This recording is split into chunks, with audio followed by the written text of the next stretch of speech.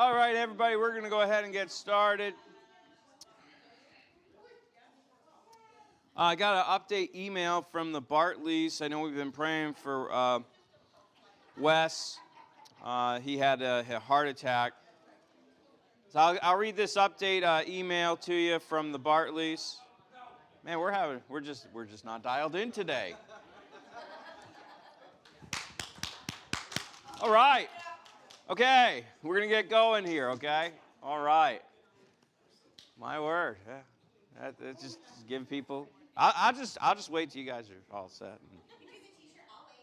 I'll wait. Yeah. All right. So here's the update on Brother Bartley, who we were praying for. He had the heart attack down in St. Lucia. Last week we thought we were going to have to bring Brother Wes back to Canada by air ambulance, but God intervened, and his heart rate improved dramatically so that the doctors allowed him to travel commercially. Last evening, they arrived in Canada and went directly to the hospital where he was admitted. The timing was amazing as his heart rate dropped to half of what it should be after he was there. God protected him through this time.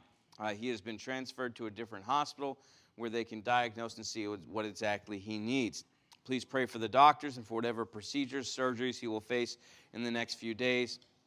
I have not been told exactly all that he will need, but will update you as I get more information.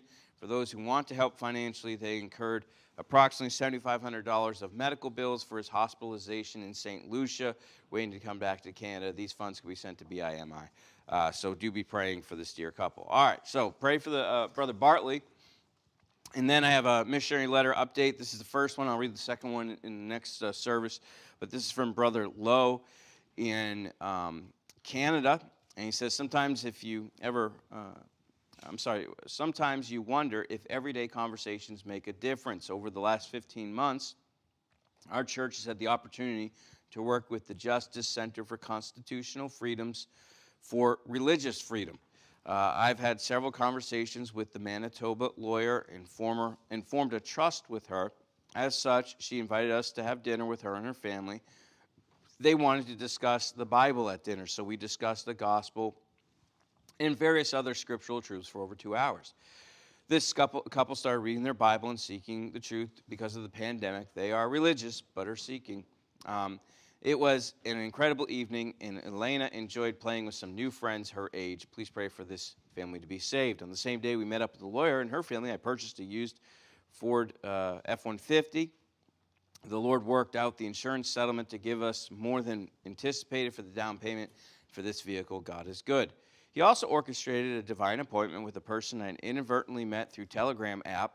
I saw a person asking for a counseling recommendation, and I responded with a suggestion for a pastor, even stating that my wife and I do counseling, a.k.a. discipleship. A few days later, a young Chinese lady contacted me and wanted counseling for a relationship for her and her fiance. This couple lives in southern Manitoba and attends a Prosperity Gospel Church. In God's grace, this couple has met with us for 4 weeks of discipleship via Zoom. They are both hungry for the truth. There is no clear salvation of testimony because of spiritual confusion, but the resources we are studying emphasize the gospel. They are continuing to desire to meet. Recently, this young lady asked to attend a church like ours. I gave her a recommendation of a pastor I know in the city. People are searching. Several times a month, random comments, either on social media or in person, lead to new ministry contacts. One of the men who attended our church handed my business card to a hospital patient requesting prayer. She called and stated she'd like to come to church, although we have not seen her yet. On several occasions, the Lord gave me new contacts to whom I can minister to various sources. With all the mayhem in our world, it is excellent to hear the truth. Several years ago, a native lady in Cross Lake, which is about 3.5 hours away, contacted me because of our weekly radio program. Because of reaching out to us, she has changed her life. Well, last night, she came to our weekly Bible study for the first time. She has lived in town for a little while, but was nervous to come. What's intriguing about this contact is the ability of the radio signal to reach this lady's reservation. The radio station owner said he was surprised because the radio wave that came to this reservation would be very weak. In God's providence, she heard the truth of God through contacting my wife and me and professed Christ as her Savior. based upon her statements.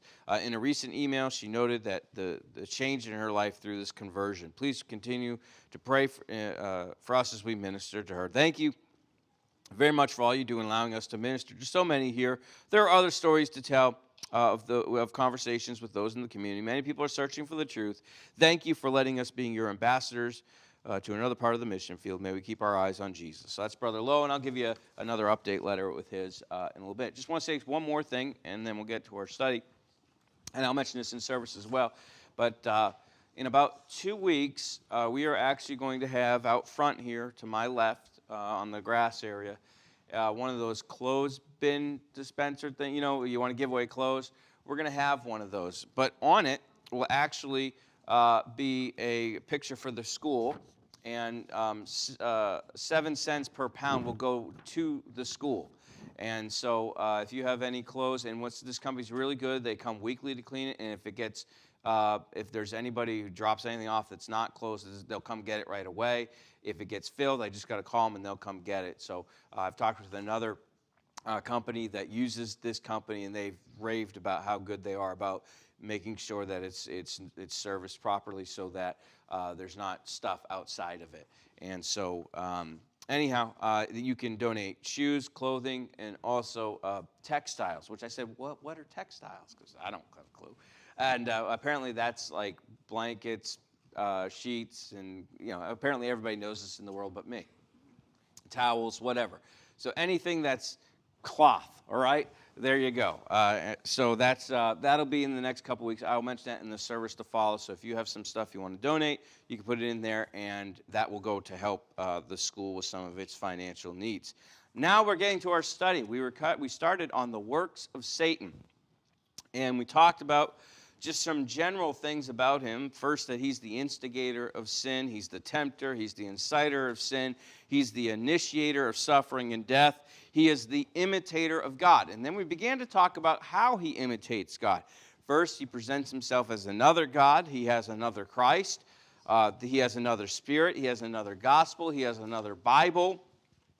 And we're going to start off in Matthew 13, and we can all turn there. And we're going to see that he has another people, all right? Another people, Matthew 13. I'll get myself there. Now, if you look at Matthew 13, and we're going to pick up reading in verse 24. It says, another parable put he forth unto them, saying, the kingdom of heaven is likened unto a man which sowed good seed in his field. But while the man slept, his enemy came and sowed tares among the wheat, and went his way. And when the blade was sprung up and brought forth fruit, then appeared the tares also. So the servants of the household came and said unto him, Sir, didst not thou sow good seed in thy field? From whence then hath it tares? And he said unto them, An enemy hath done this. The servants said unto him, Wilt thou then that we go and gather them up? But he said, Nay, lest while ye gather up the tares, ye root up also the wheat with them. Let both grow together until the harvest. And in the time of harvest, I will say to the reapers, Gather ye together first the tares, bind them in bundles to burn them, but gather the wheat into my barns. Now, if you drop down to verse 36, then Jesus sent the multitude away, and went into his house, and his disciples came unto him, saying, Declare unto us the parable of the tares of the field. The field, in verse 37, he answered and said unto them, He that soweth the good seed is the Son of Man, the field is the world. The good seed are the children of the kingdom, but the tares are the children of the wicked one. And the enemy that sowed them is the devil. The harvest is the end of the world, and the reapers are the angels. As therefore the tares that are gathered and burned in this fire, so shall it be in the end of this world. The Son of Man shall send forth his angels, and they shall gather out of his kingdom all things that offend, and them which do iniquity, and shall cast them into a furnace of fire. There shall be wailing and gnashing of teeth. Then shall the righteous shine forth as the sun in the kingdom of their Father. Who hath ears to hear, let him hear. All right, so we see that there is a group of people that are not gods. They're the devils. Often these people are a religious crowd. We see in Matthew 7, there's a large group of religious people, preachers, people that can cast out demons, people that can perform miracles, and do many good works in the name of Christ and Jesus says, I never knew you. And so we see that Satan has a religious crowd that are not God's. So he has another people. He also has another church. Let's all turn over to Revelation 17. Revelation chapter 17. Let's look at this other church. It is first a counterfeit church. If you look at verse 1, Revelation 17, verse 1, and there came one of 7 angels, which had the 7 vials, and talked with me, saying, Come thither, I will show thee unto the judgment of the great whore that sitteth upon many waters. Okay, and so and this great whore is referencing this false church that will arise. Now, we see that it's on many waters. Now, what that means is it's universal in nature. It's a universal church. Now, I want to be clear on this. There's a lot of misunderstanding today. Most churches today, not necessarily independent Baptists, but if you take all denominations, even ones where people are probably saved, and we may not agree with them on everything, but they have a misconception of the church. They have a universal view of the church, which means that we're all part of one body. Now, that's not true today. In the future, it will be, all right? In heaven, we will all be part of one church. And the Bible alludes to that in the book of Hebrews. It actually has a title. It's called the Church of the Firstborn. And so that, because you think by definition, a church is a called out assembly that is gathered together for the purposes of worshiping God. Okay, so a church is an assembly. That means there has to be a physical gathering. Now, can a universal church physically gather? Not now. So, what does this mean? Any denomination that has a headquarters is not a New Testament church. Plain and simple. That doesn't mean they're not good people. Doesn't mean that they're not telling people about salvation, but they're not structured like a New Testament church. So if there's a headquarters or a regional headquarters, if there's somebody else calling the shots for their assembly, that is not a New Testament structure. Therefore, it's not a New Testament church. Now, people get upset about that. I'm not trying to insult anybody. But you can't find the system that they have at these various different denominations in the Bible. What you find is a local church that meets together, that has a pastor, deacons, and is congregational rule.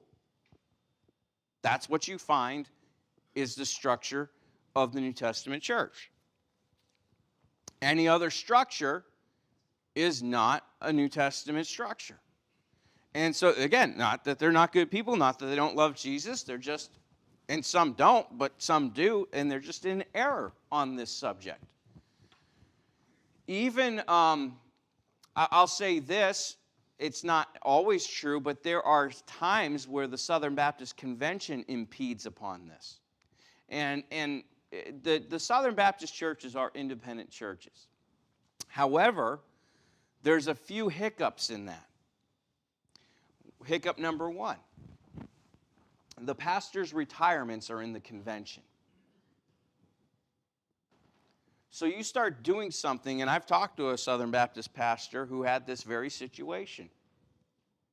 He didn't like something that was going on and basically got told to accept it or leave. And if he left, he was leaving his retirement.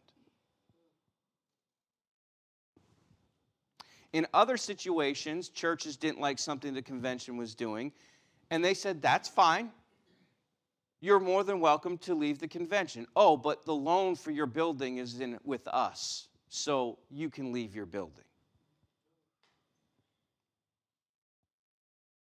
That's not local church. Now, not all situations are like that. In fact, I'll say it's probably a minority, but these situations do occur. A structure of a church is meant to be, we govern ourselves according to the Scriptures, following the leadership of the Lord Jesus Christ.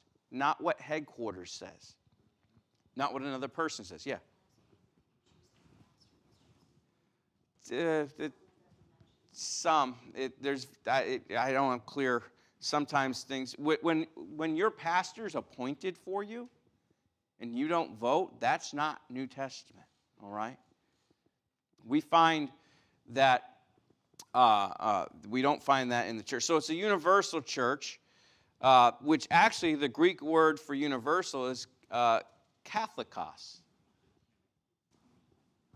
Okay? So you just put two and two together there, all right? And so the transliteration of that is where we get the term Catholic. Just simply means universal, okay? You understand? You know what the Catholic Church is today? You know where it came from? The church at Rome. The book of Romans. It's that church that departed from what it once was. So, very interesting here. Let's look further at this false church, this counterfeit church, this universal church. And again, I think the New Testament word church is used like 108 times in the New Testament, and I think like 105 use it as a local assembly, just like us, all right? But anyhow, look at verse 2. And he cried mightily with a strong voice, saying, Babylon the great is fallen, and is become the habitation of devils, and the hold of every foul spirit, and the cage of every... That's wrong chapter. Sorry. I was like, that doesn't make any sense. Look at verse 2 of chapter 17. With whom the kings of the earth have committed fornication, and with the inhabitants of the earth are made drunk with the wine of her fornication. Okay, so what is it? It is first a state church. It is a state church. You say, well, what is a state church? That is a church that is run by the government. All right, why did the Pilgrims leave? Because you had to be a part of the Church of England. And they didn't like that. So they came, and then the Puritans followed them very quickly, fleeing religious persecution, and came to Massachusetts. And do you know what they did? The exact same thing. They instituted a state church and persecuted anybody who didn't believe what they believe. It's funny how people, by the way, if you're not careful in life, the thing that you dislike, you'll become. That's true. You got to be very, very careful about that. So we see that it's a state church. Do you know where the term separation of church and state came from? A Baptist wrote Thomas Jefferson, concerned in Virginia because Massachusetts and Virginia are both Commonwealth. We have the Commonwealth of Virginia. Well, if you go back to inception, what that meant, there was no religious freedom. In Massachusetts, it was the Congregational Church that was the state church. Down in Virginia, it was the Anglican Church that was the state church. And they imprisoned a lot of preachers down in Virginia. There were a few here in Massachusetts as well, but a lot more down in Virginia. And it was primarily the Baptists that fought for the religious freedom there in Virginia. A lot of them went to jail. And because the way it went down was that they said, well, you have to get a license to preach that is issued by the state. It'd be like the town of Haverhill saying that I need to get a license to preach the Bible. No, I don't. God ordained me, not the city, not the state, not the government. I don't have to get a license from anybody to preach the gospel. Down there, they said, well, you got to get a license from the state in order to preach, but we're going to only ordain Anglicans. So unless you line up with Anglican doctrine, you can't get a license to preach, therefore you're breaking the law. So when they preached on Sunday, they'd arrest them. And that's basically what happened. It happened here in Massachusetts, too. They would call it an unlawful assembly. And so anyhow, on top of that, what they would do, and right here in Haverhill, with the founding pastor of First Baptist Church, that's not what it was founded on, but the Hezekiah Smith who founded that, his people, they have a state church. So now, here's the thing. Always follow the money, friends. Okay? When you have a state church, where does your tithe go? To the government. Why? Because they run the church. So that means, boom, right off the bat, 10%. It's amazing the government believed in tithing when it served them. They would confiscate 10% went to them, and that's how they would fund their church. And of course, if you went to a non-congregational, non-state church, guess what? You weren't tithing to them. And here in Haverhill, they confiscated people's lands for back tithes not paid to the congregational church. It happened. So we see that these things that occur, and so, a state church is not right. You don't want that. It's a seducing church. Verse 3 says this: So he carried me away in the spirit into the wilderness, and I sat upon, and I saw a woman sit upon the scarlet-colored beast, full of the names of blasphemy, having 7 heads and 10 horns. It's a blasphemous church. In verse 3, verse 4, it's a pompous and wealthy church. The woman was arrayed in purple and scarlet and decked with gold and precious stones and pearls, having a golden cup in her hand, full of abominations and filthiness of her fornication. So it's a very wealthy church. It's also a very immoral church. Verse 5, we see, and upon her forehead was the name written, Mystery Babylon the Great, the mother of harlots and the abomination of the earth. It's a pagan church. If you go back to Genesis 11, paganism began at the Tower of Babel. And so that's a reference to that here. We also see that it's notice this, a parenting church, in the idea it's the mother of harlots. So many believe that it's this idea that the one world church is some variation of Catholicism. Probably not exactly as it is today, but some variation of it. But it calls it the mother of harlots. The offspring is the Protestant Reformation, that basically all the Protestant denominations are working their way back to Catholicism.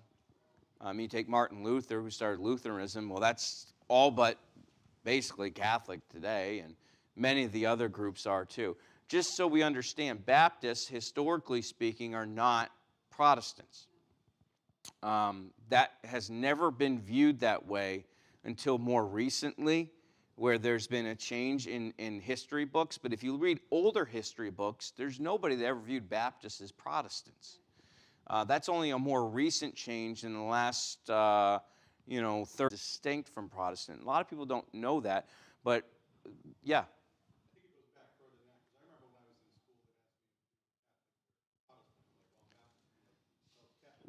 Where was that at? Yeah, there's certain places. I mean, it probably does, but it is. If you read your older history books, I know for sure that no one ever viewed Baptists as Protestant. That's only something in our lifetime that has begun to change, and unfortunately is being propagated even by a lot of our Christian curriculum. Is teaching that Baptists are Protestant, and we're not. Why? Well, we're not protesting the Catholic Church. We don't want to reform the Catholic Church. That's what the Protestant Reformation was. Why? Well, because we've never, in Baptist history, Baptists have never, ever felt that salvation is by works. That's what the early Protestants, at the end of the day, they weren't protesting that. They were protesting the corruption of the Catholic Church, the sales of indulgences, all right, and different things like that. But it wasn't their core doctrine that they were protesting, and we never agreed with that, historically speaking. And it's Baptist forefathers that have gone by different names throughout history, have been persecuted by the Catholic Church. So anyhow, it is a persecuting church. Verse 6, and I saw the woman drunken with the blood of the saints and with the blood of the martyrs of Jesus, and I saw her, and I wondered with great admiration. So it's a persecuting church. Look, I'm not trying to beat up on Catholics. A lot of us were, but if you just do a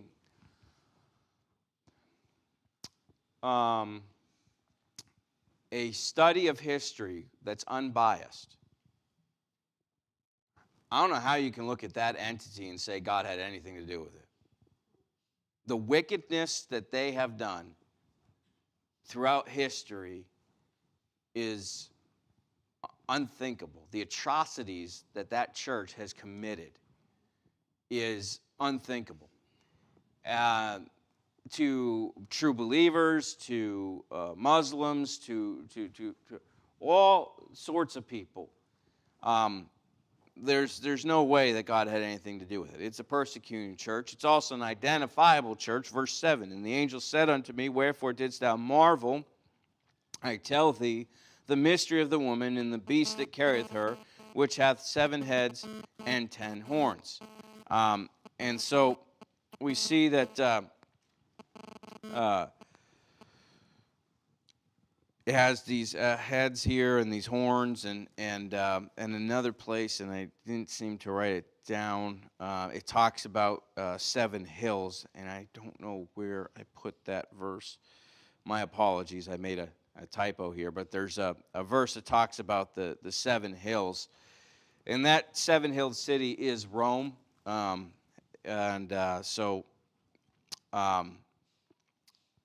again, this is an ecclesiastical monstrosity which is developing now under the term ecumenism. Ecumenism is basically, well, let's just put aside our differences and come together over Jesus. Well, you got to remember, there's another Jesus, isn't there? And when people are putting their side, Jesus with his disciples, there were these guys that were casting out demons that had nothing to do with the disciples. And the disciples are like, do you want us to put a stop to that? And he's like, leave them alone. Don't worry about what they're doing. You just go about your business. And friends, we don't need to worry about what other people are doing. We just need to go about our business and do what God wants us to do. But this one world religion will be the religious arm of the Antichrist during the tribulation. Up until the midpoint, you say, well, what's going to happen at the midpoint? Well, look at verse 16. It says, and the 10 horns which thou sawest upon the beast, they shall hate the whore, and shall make her desolate and naked, and shall eat her flesh and burn her with fire. For God hath put in their hearts to fulfill his will, and to agree and to give their kingdom unto the beast until the words of God shall be fulfilled. Well, midway through the tribulation, the one world government's going to do in the one world religion. And so there will be a taking over there. So these are some of the attributes here. So there's another church. There's another... moving on from that, another kingdom. Can I get 1, 2, 3 readers this morning? All right. Aaron, Matthew 12, verse 16. Matthew 12, verse 26. Mark, Ephesians 6, verse 12. And can I get one more? All right. Eric, Revelation 13, 13. All right. And so we're going to see that there's another kingdom. All right. Go ahead and read Matthew 12, verse 26. And if Satan cast out Satan, he is divided against himself.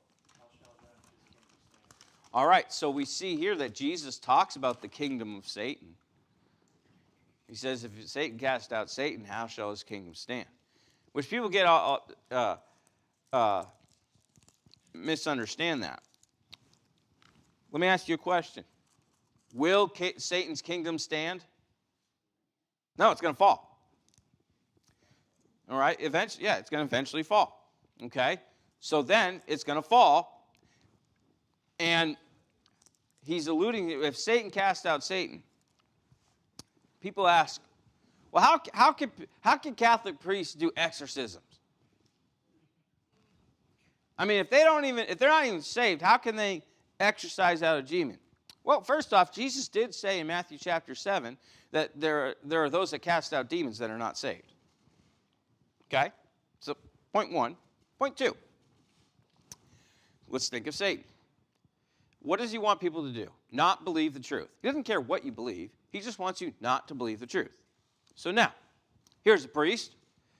Let's use Aaron here.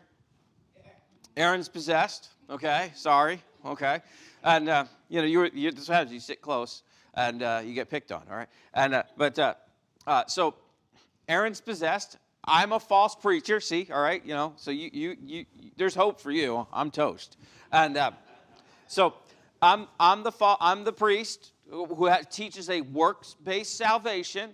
And if you believe a works-based salvation, are you going to heaven? No. So I'm a false teacher. Now, he's demon-possessed, and I do my thing. I burn my incense. I take my cross out. I say my Latin. And, hey, now, I don't really have any power. At least not of God. Would Satan allow that demon to leave? Would he say, the moment he says, get out, leave? Sure he would. Why? Because now all of you are going to look to me as if I have power. And I am right. And you need to listen to me because look what I just did.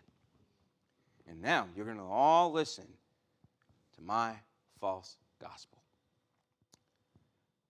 People will say, well, if Satan casts out Satan, then his kingdom is divided and it'll fall. Exactly. And it will fall. He's not going to win. That's how I put all those verses together. So, coupled with Matthew 7, that just because someone can cast out a demon doesn't mean they're of God. So, Ephesians 6, verse 12. Go ahead and read that. For we wrestle not against flesh and blood, but against principalities, against powers, against the rulers of the darkness of this world, against spiritual wickedness in high places. All right, so here we're seeing that we wrestle not against flesh and blood, but against principalities, powers, rulers of darkness, spiritual wickedness in high places. All that's spiritual. So there's spiritual principalities, powers, rulers, and it talks about spiritual wickedness. That is the kingdom of Satan. It's a spiritual kingdom, all right? So there are other kingdoms. There are other miracles. Revelation 13, verse 13. Go ahead, Eric.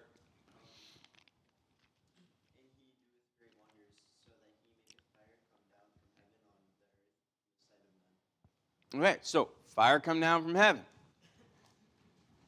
But it's not God. We live in a day where people are very mystical. And they're always looking for signs and wonders and unexplained things. And Satan's going to provide that. It's amazing to me that we read the Bible and then the world will be like, oh, that's just ridiculous. That can't happen. Those miracles can't happen. But then the same people want this mystical experience to happen in their lives of the unexplained so that they can say it's aliens.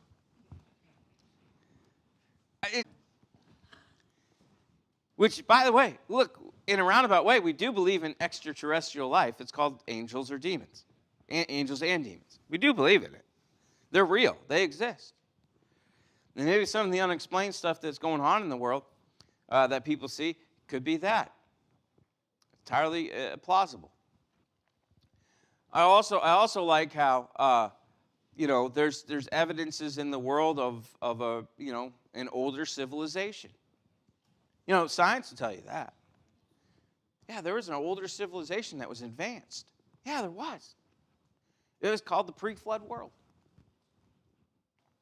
Pretty sure that they had, radio communication and batteries of some sort and possibly rudimentary type flight. And you say, where do you get all that stuff they dig up out of oil wells? You know, how do you get little model airplanes buried thousands and thousands of feet underground? Aliens obviously came here and buried it so that we would find it, so that we know that they flew here. And, you know, or dolls. There's like dolls buried in oil fields and things like that. And so it's just really interesting, some of the things out there. But anyhow, don't want to go too far down the rabbit trail. All right, so let's talk about Satan's work. So we talked about Satan's work in general. So now let's talk about his work amongst the unsaved. All right, I need 3 readers who'd like to read for me this morning. All right, Sam, Matthew 13, verse 3. Megan, did you have your hand up? Acts 13, verse 10. Give me one more. Nancy, 1 John 3:10. All right, 1 John 3:10. All right, we'll read these verses, then we'll have some more. So, the first thing I want you to see is that Satan, the unsaved, are the children of Satan. All right? Matthew 13, verse 38. Go ahead and read that. The field is the world. Good seed are the children of the kingdom, but the tares are the children of the wicked one. All right. The tares, the unsaved, are the children of the wicked one. Acts 13, verse 10.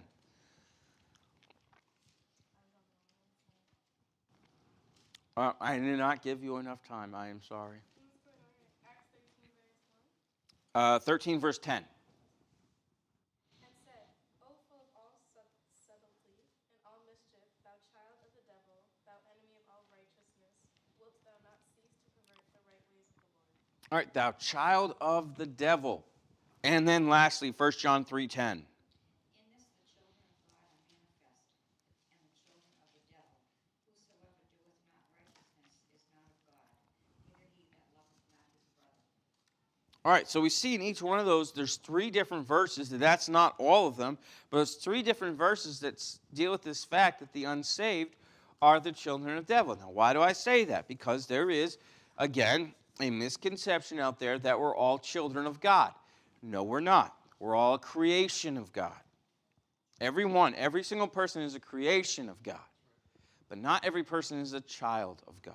You only become a child of God by the new birth. Think of it like this. There are lots of kids in this world, but the only ones that are yours are the ones that were born into your family. All right? What authority do you have over children that are not your own? In the normal operation of life, none. All right? But when they're born into your family, you have authority over them. And not only do we see that they are the children of the devil, the lost are, but the unsaved do the lust or the desire of Satan. In John 8:44, it says this, "Ye are of your father the devil," yet another verse that says that, "and the lusts of your father ye will do. He was a murderer from the beginning, and abode not in the truth, because there is no truth in him. When he speaketh a lie, he speaketh of his own, for he is a liar and the father of it." So the second part of that verse, "the lusts of your father ye will do." The desires. Listen, if you got problems with people, they're a trouble to you, you got to remember something. They're just a pawn in a bigger game that they don't understand. They're just being used of the devil, because the Bible clearly states that they are his children, and they're his lusts, his desires, the devil's desires, they will do, whether they know it or not. And the devil will use them to get at you, to cause you problems, and they don't even know what they're doing. They don't even understand. So just remember that the enemy is Satan. He's the ultimate enemy. Now, the unsaved may be possessed by Satan, all right? May, it doesn't mean they are, but they may be possessed by Satan. Can I have I need 2 readers who'd like to read for me. Aaron, Luke 22, verse 3, and then give me one more. All right, Joel, you're going to read John 13. You're going to read verse 2, then 27, okay? I want you to see that Satan entered into Judas. I was having a conversation with somebody recently, I can't remember who it was, but they didn't realize that Judas was possessed by Satan at a certain point. Go ahead and read that. Luke 22, verse 3. Then entered Satan into Judas, surnamed Iscariot, being of the number of the 12. All right, so he entered into Judas. Go ahead and read John 13, verse 2, then verse 27. And supper being ended, the devil having now put into the heart of Judas Iscariot, Simon's son, to betray him. And after the sop, Satan entered into him. Then said Jesus unto him, That thou doest, do quickly. All right, so John gives this really interesting tidbit. So in verse 2, he puts it in his heart, but he hasn't possessed him. But in verse 27, he enters into him, and then Jesus says to him, That which thou doest, do it quickly. He's talking to Satan. So we see influence, we see possession. Satan can take people captive. I need more readers. Let's. There we go. Carolyn, good job. 2 Timothy 2:26. Give me one more. Mark, and then I'll work my way around over here. Ephesians 2:22. I have more. Don't worry. If we get to it, all right? If we get to it. So we'll see that Satan takes men captive. Go ahead, Carolyn, and read that. And that they, being covered themselves under the snare of the devil, were taken captive by him at his will. All right, so Satan can take people captive by a snare. Now, that's not possession. That just means he's got his hooks in you. He's got control, but not possession. So we need to be very careful about it. Of course, what's good about the beginning part of the verse is that they may recover themselves. So that means when Satan has a hold of you, you can still get out of it. And you can recover yourself. You can free yourself, which, of course, is a miracle of the Lord, but that can't happen. Now, let's see Satan's work in the lost, Ephesians 2:2. Wherein in times past you walked according to the course of this world, according to the prince of the power of the air, the spirit that now worketh in the children of disobedience. Okay, so in times past, before you knew Christ, what did you do? You walked according to the course of this world. You lived your life the way the world said you should. No surprise there. According to the prince of the power of the air. Well, who set the standard for how the world should operate? The prince of the power of the air, which is another title for Satan. How many ever heard of the rat race? Right? Now, look, we got to be balanced. The Bible teaches if man doesn't work, he shouldn't eat. You got to work, all right? And if ladies are fortunate enough to stay at home with their kids, friends, that's still work. Lots of it. That never, ever ends. Okay? And, right, especially making sure your children bathe. So we'll close on this little note here. So Jen was gone. She left on Friday. And I did a really good job. All right? I just want to say up front, I did a really good job making sure we got the house done, we got the room done, we didn't lose any kids, all right? Got a lot of work done. They were all made appointments. I mean, I was very busy, got everybody where they needed to be, made sure they ate, they had food, all right? And then Friday night, I'm sitting beside Isaiah. I'm like, dude, you stink. And then it dawned on me. I have not told him to shower once. And they're supposed to shower on we got to make him shower. I mean, he showers like on what, Wednesday and Saturday. I don't even know what. Yeah, Tuesday and Saturday if he gets gross and in between. So mind you, he's supposed to shower Saturday. The last time he showered was Tuesday. All right? Yeah, Tuesday before he left. I didn't make him. I totally forgot about that. So now it's a week and a half, and I'm like, dude, you stink. And then I realized, He hasn't showered in a week and a half. I'm like, dude, go shower right now. And so, look, that was the one thing that slipped through the crack. I'm like, have you showered at all since Mom's gone? He's like, no. You got no idea. He's like, he's laughing. No, I haven't. And I'm like, you're like disgusting, man. Like, you reek. Like, go shower. It's like, oh, man, it's not Saturday. And, the one day the kid knows what day it is. Every day, it's like, the kid has no clue of concept of day or time. He's like, wakes up, he's like, we'll wake tomorrow. He'll be like, is it church today? No, it's school. Oh, master clubs? And I'm like, no. Like, no, dude, no. All right, listen, we're out of time for today. Good study. We'll pick this up next week, all right?